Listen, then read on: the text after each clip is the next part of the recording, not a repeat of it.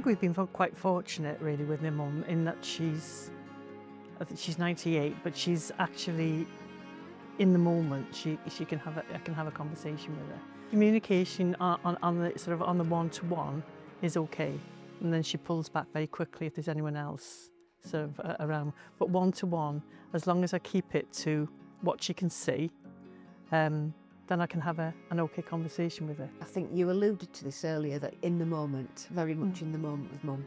Is that the best way that you've found to remain connected when you visit? I think it's the only way really, because for example, if we go out for a ride, which she does love to do, we're driving along and you kind of have this conversation about the trees and this and that, and you kind of think that she's with you, and then I'll start talking about something that's not in, and she'll just say, I don't know what you're on about.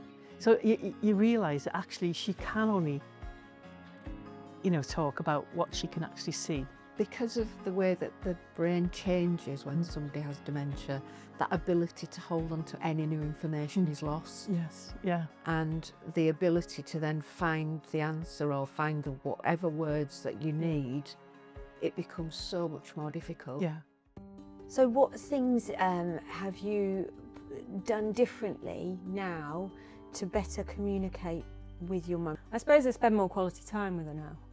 Whereas before, when I was going round to take her shopping, or I was going round to do her housework, or I was going round to do her washing. So because I'm spending more quality time with her, I'm listening to her more, and I'm understanding her, and I'm learning more about my 87-year-old mother. That's interesting, isn't it? Now, because I haven't got the same stress on me. Yeah. So you don't have time to really listen to what's going on. Or really listen. It's not necessarily always the talking, but the listening is just as important. Massively, yeah. Yeah, massively. Yeah, it's a really good point. So Jo, have you got any advice for Susie on how things may change with her mum, and also how she might be able to adapt herself with the changes? I think keeping hold of the humour and the listening is incredibly important. What about music? What were your mum's musical tastes? She loves music, actually. Yeah, she does. Classical music, classic FM, absolutely loves it. And I think as time progresses and perhaps mum's verbal communication abilities start to fade a little bit more, I think connecting in ways like music.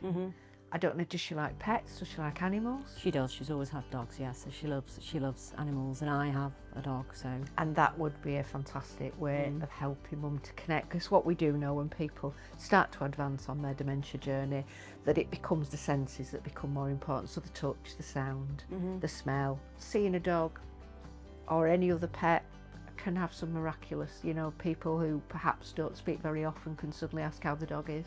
And it's that drawing on those longer term memory stores, and sometimes it's about finding the hook that undoes that longer term memory.